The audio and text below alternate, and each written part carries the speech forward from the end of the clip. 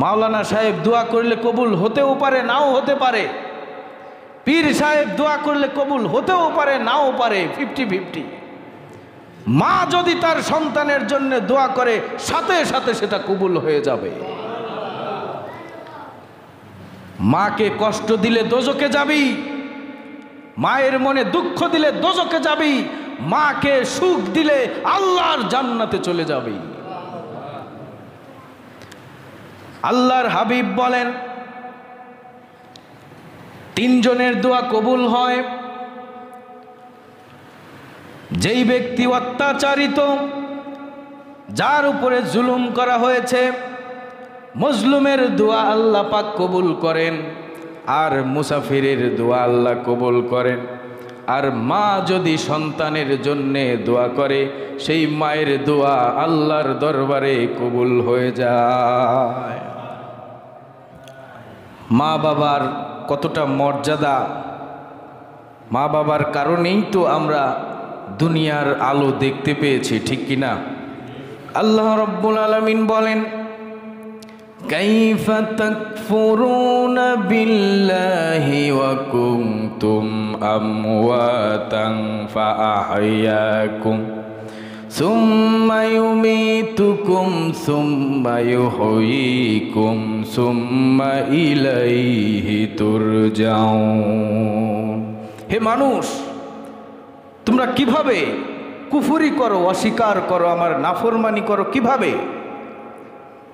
অথচ তুমি তো ছিলে মৃত, তোমাকে আমি আল্লাহ জীবন দান করেছি, জীবিত করেছি, তুমি ছিলে মৃত।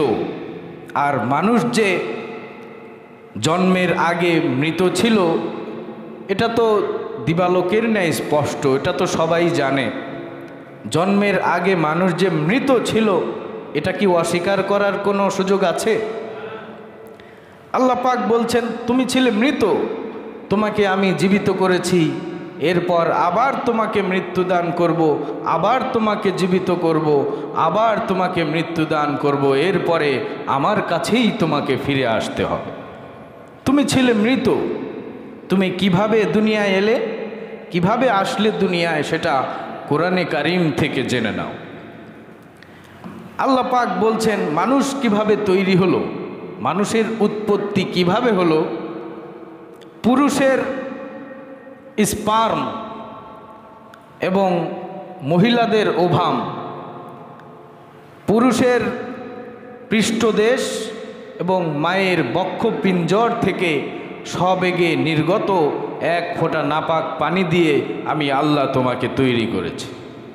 আল্লাহ পাক বলছেন, হাল আতা আলাল ইনসানি হিনুম মিনাদ দাহরি লাম ইয়াকুন শাইআম মাযকুরা।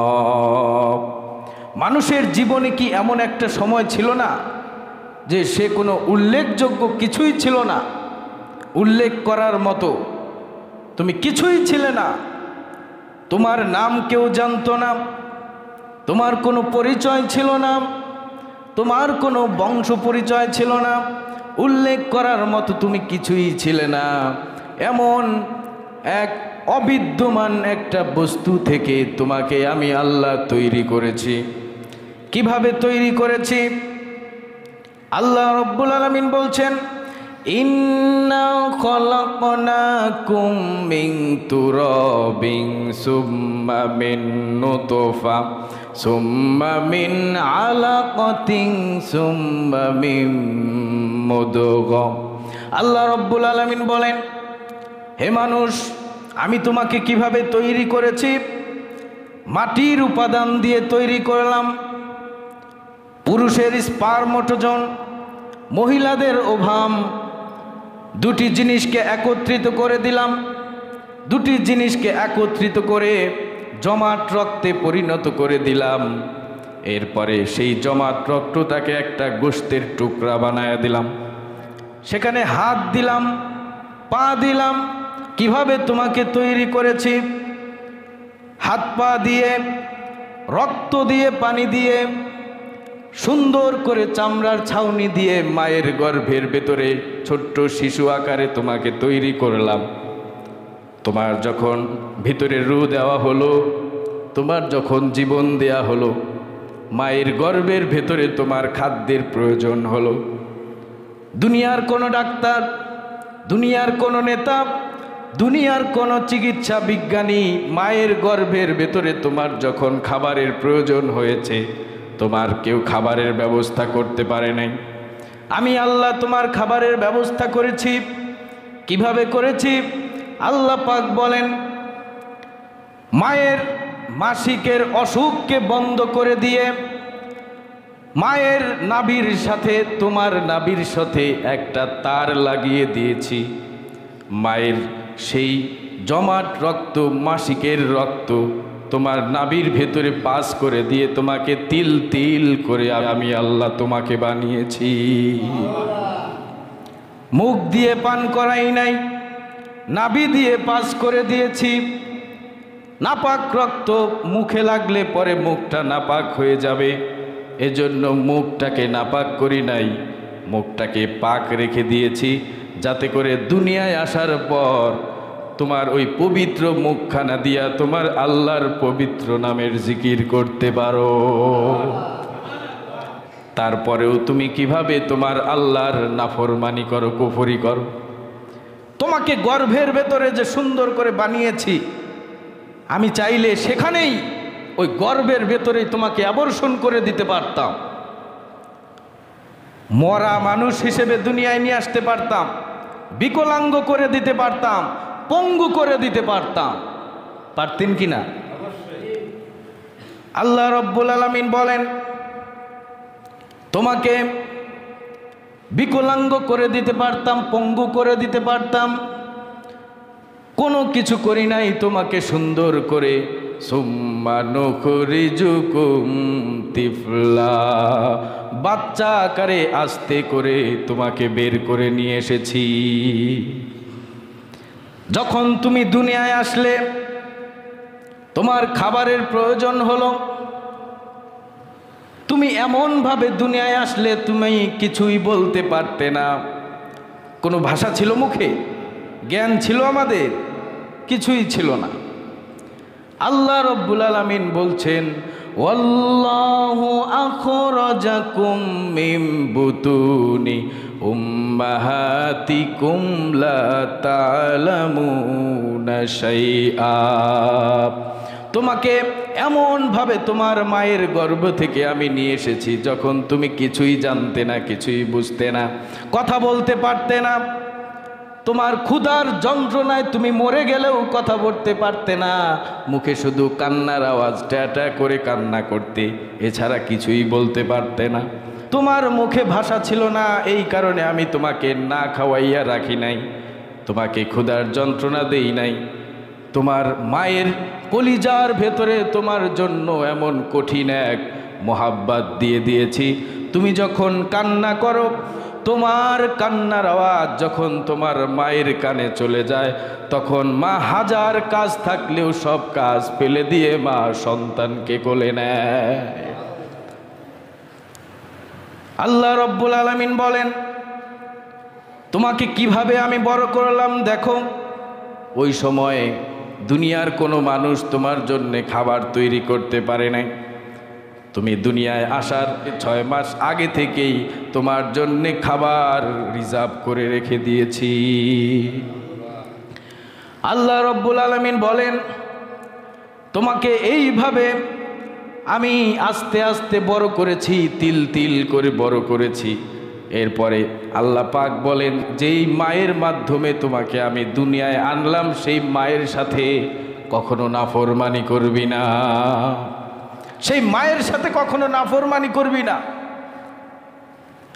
মায়ের সাথে জোরে গলায় মাথা ঝাঁকি মেরে উঁচু আওয়াজে কথা বলবি না।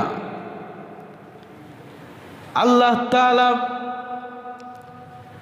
মানুষকে বানানোর পরে মানুষকে আদেশ দিয়েছেন মানুষ কিভাবে তার মা বাবার সাথে কথা বলবে।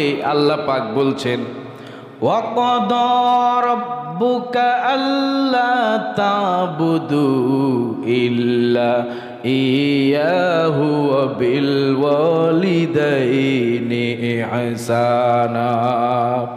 আল্লাহ রাব্বুল আলামিন বলেন, তোমার রবের পক্ষ থেকে এটা ফয়সালা হয়ে গিয়েছে, তোমার রবের ইবাদত করার পর তোমার মা বাবার খেদমত করবে, তাদের সাথে ভালো আচরণ করবে, তাদের সাথে সুন্দর ব্যবহার করবে। সুবহানাল্লাহ। আল্লাহর ইবাদতের পর তোমার কাজ হলো তোমার মা বাবার সাথে ভালো আচরণ করবে, সুন্দর আচরণ করবে। আল্লাহ রাব্বুল আলামিন বলছেন, তোমার মা বাবার সাথে কেমন করে কথা বলবে। কুরআনে কারীম বলছে, ওয়াকুল লাহুমা কওলান কারীমা, সুন্দর করে কথা বলবে, সুন্দর ভাষায়, নমনীয় ভাষায় তোমার মায়ের সাথে বাবার সাথে কথা বলবে। ওয়ালা তাকুল লাহুমা উফফিন ওয়ালা তানহারহুমা ওয়াকুল লাহুমা কওলান কারীমা, মা বাবার সাথে খারাপ ভাষায় কথা বলবে না, জোরে শব্দে মাথা ঝাঁকি মেরে চোখ গরম করে কথা বলবে না। আল্লাহ রাব্বুল আলামিন বলছেন, তোমার মা বাবার সাথে ভালো আচরণ করবে, কেননা তোমার মা তোমাকে অনেক কষ্টে গর্ভধারণ করেছে। আল্লাহ পাক বলছেন, ওয়াসাইনাল ইনসানা বিওয়ালিদাইহি ইহসানা হামালাতহু উম্মুহু কুরহা ওয়া ওয়াদাআতুহু কুরহা। আল্লাহ বলছেন, হে দুনিয়ার মানুষ, আমি তোমাদেরকে নসিহত করছি, তোমরা তোমাদের মা বাবার সাথে ভালো আচরণ করবে, তোমার মায়ের সাথে সুন্দর আচরণ করবে, ভালোভাবে কথা বলবে, কেননা তোমার মা তোমাকে অনেক কষ্টে গর্ভধারণ করেছে এবং তোমাকে অনেক কষ্টের সাথে প্রসব করেছে। মা কেমন করে কষ্ট করে সন্তানকে গর্ভে ধারণ করে। গভীর রজনী, অত্যন্ত শীতের রাত, সব মানুষ ঘুমিয়ে গেছে। গর্ভধারিণী মা তার সন্তানকে পেটে ধারণ করে ঘুমাতে পারে নাই। মা যখন ঘুমাতে গেছে, পেটের মধ্যে সন্তান গুতা মেরেছে, পেটের মধ্যে হাঁটু দিয়ে লাথি মেরেছে। মা প্রচণ্ড শীতের রাতে কম্বলটা গায়ের উপর থেকে সরা দিয়ে দাঁড়িয়ে গেছে, আবার বসে, আবার কষ্ট করে হাঁটা চলা করে। মা ঘুমাতে পারে না, এইভাবে দাঁড়িয়ে বসে রাতটাকে কাটিয়ে দেয়। দিনের বেলা সংসারের সমস্ত কাজ কাম করে, পেটের ভেতরে সন্তান নড়াচড়া করে, ওই কষ্ট করে আর বাড়ির সব কাজ কাম করে, সংসারের কাজ করে।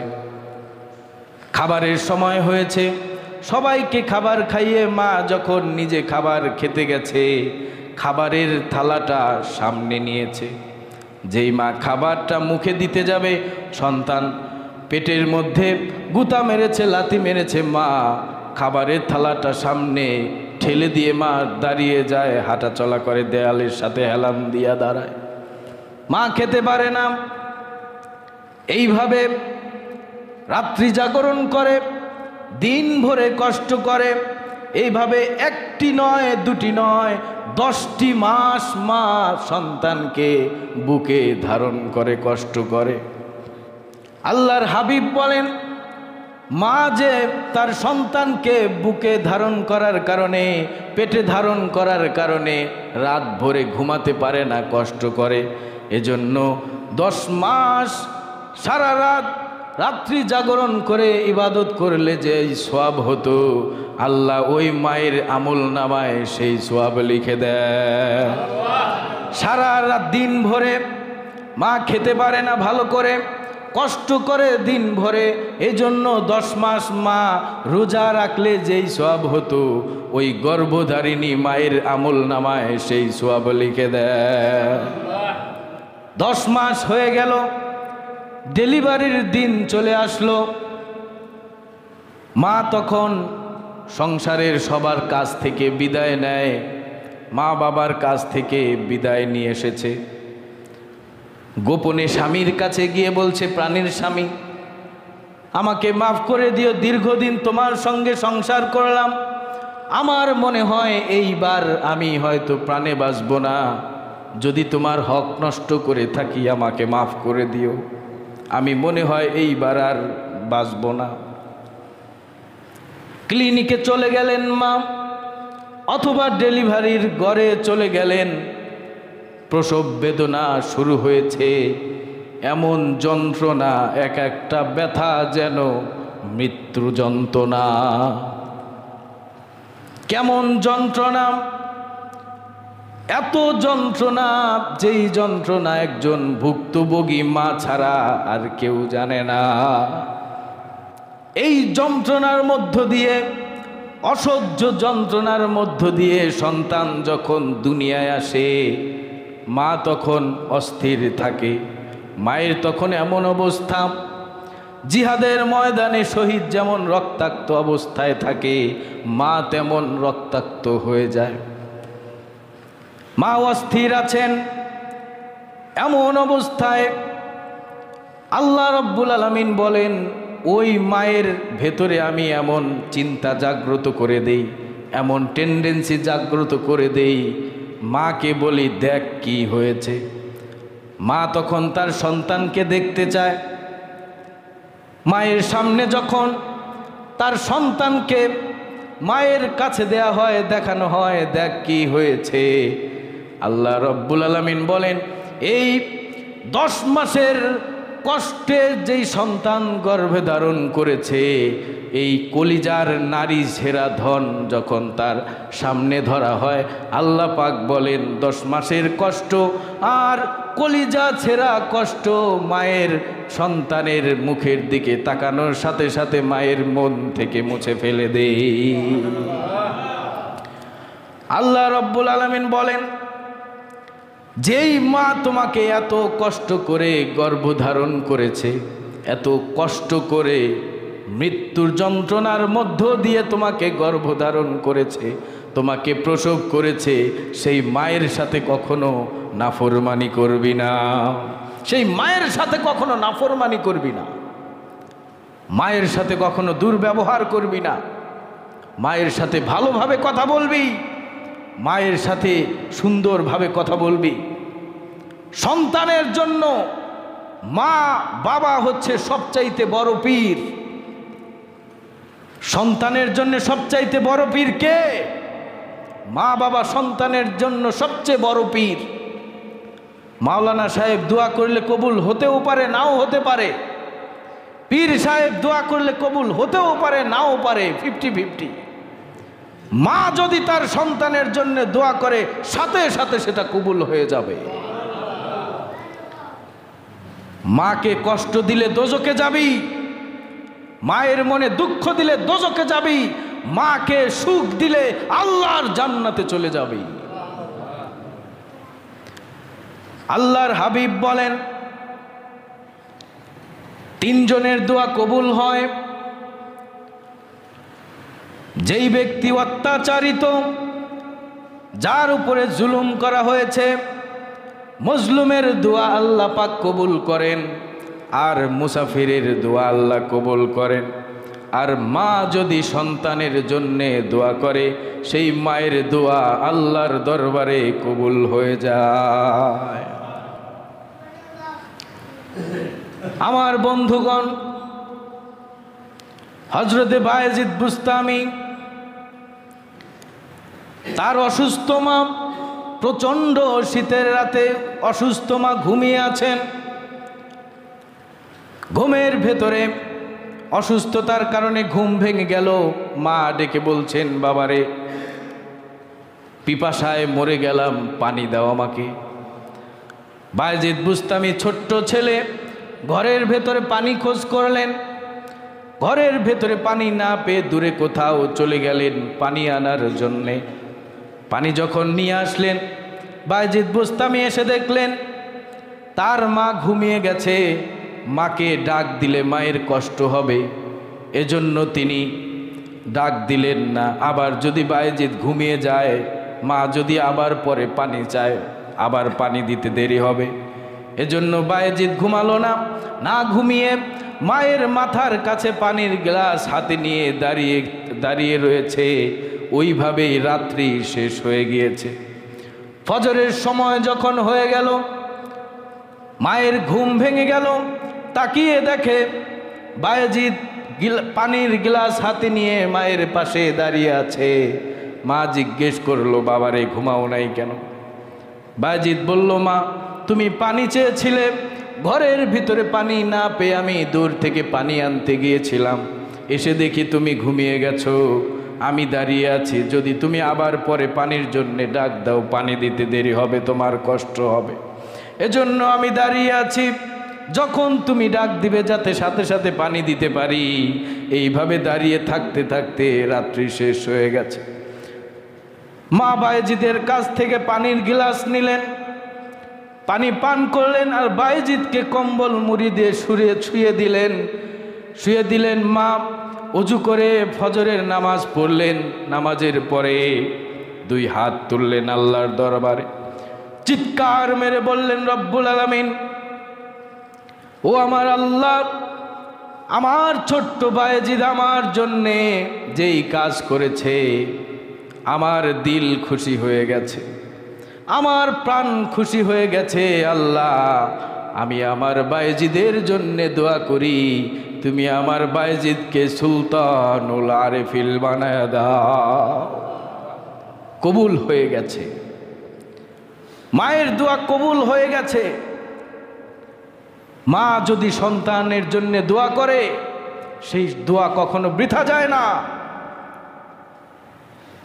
মায়ের পা ধরে কানবি, দুনিয়া এবং আখিরাতে সফলতা রয়েছে। মাকে কষ্ট দিলে তোমার জন্য দোজখ ছাড়া কিছু নাই। বিদেশ থেকে, শহর থেকে সন্তান যখন বাড়ি আসে,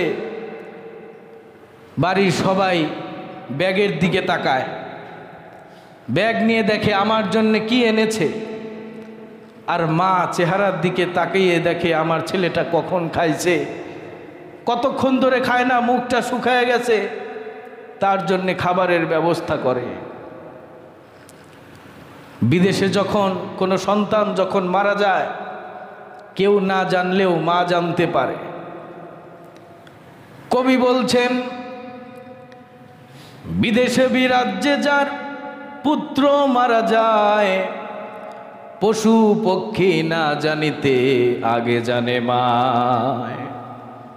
মায়ের কলিজার তারে টান লেগে যায়, সে বুঝতে পারে আমার ছেলেটার না জানি কি হয়েছে, আমার ছেলেটা মনে হয় ভালো নাই। আমার বন্ধুগণ, মাকে কেমন সম্মান করতে হবে আল্লাহর হাবিব শিখিয়েছেন। মসজিদে নববীতে আল্লাহর নবী বসে আছেন, একজন বৃদ্ধা মহিলা মসজিদে নববীতে প্রবেশ করলো। বৃদ্ধা মহিলাকে দেখে বিশ্ব নবী দাঁড়িয়ে গেলেন। বৃদ্ধা মহিলা কাছে আসলো। কাছে আসার পর নবীজি তার গায়ের চাদর বৃদ্ধা মহিলার জন্য বিছিয়ে দিলেন। মহিলা সেখানে বসলেন, নবীজির সাথে কথা বললেন, কুশল বিনিময় করলেন। মহিলা যখন চলে গেল, সাহাবীরা জিজ্ঞেস করলো, ইয়া রাসূলুল্লাহি, কিছুই বুঝলাম না, একজন বৃদ্ধা মহিলার জন্যে বিশ্ব নবী দাঁড়ায় এবং গায়ের চাদর বিছিয়ে দেয়। আল্লাহর হাবিব বললেন, ও আমার সাহাবীরা, ও আমার সাথীরা, তোমরা জানো না আমি আমার জন্মের পরে আমার জন্মদাতা মায়ের বুকের দুধ আমি তেমন খেতে পারি নাই, আমার ভাগ্যে জোটে নাই। আমি যেই মহিলার দুধ খেয়ে আমি বড় হয়েছি, তিনি এই মহিলা হালিমাতুস সাদিয়া। দুধ মাকে আল্লাহর নবী সম্মান করেছেন। মাকে কিভাবে সম্মান করতে হয় আল্লাহর নবী শিখিয়ে গেছেন। আল্লাহ তাআলা মা এবং বাবাকে সম্মান করতে বলেছেন। আমি চিন্তা করে পাই না, আমি ভাবতে পারি না যেই সন্তান তার মাকে হত্যা করতে পারে, আল্লাহর সামনে সে কি জবাব দিবে? কত ভাই আছে দোয়া করে, রব্বুল আলামিন আমার মাকে তুমি 1000 বছর বাঁচিয়ে রেখো। কত জনে তার মায়ের জন্য, বাবার জন্য দোয়া করে, জনম জনম আমার মা বাবাকে তুমি বাঁচায় রাখো। আর কেমন সন্তান তার মাকে নিজ হাতে হত্যা করতে পারে? কি জবাব দিবে আল্লাহর সামনে? কি জবাব দিবে? মায়ের পায়ের নিচে সন্তানের জান্নাত, মা বাবা সন্তানের জন্য জান্নাত। মা বাবার খেদমত করবি, খোদার জান্নাতে চলে যাবা। মা বাবাকে কষ্ট দিলে, অসন্তুষ্ট করলে তোমার জন্য জাহান্নাম খোলা আছে। আল্লাহ পাক আমাদেরকে মা বাবার মর্যাদা বুঝে তাদের মর্যাদা অনুযায়ী তাদের সেবা করার তৌফিক দান করেন।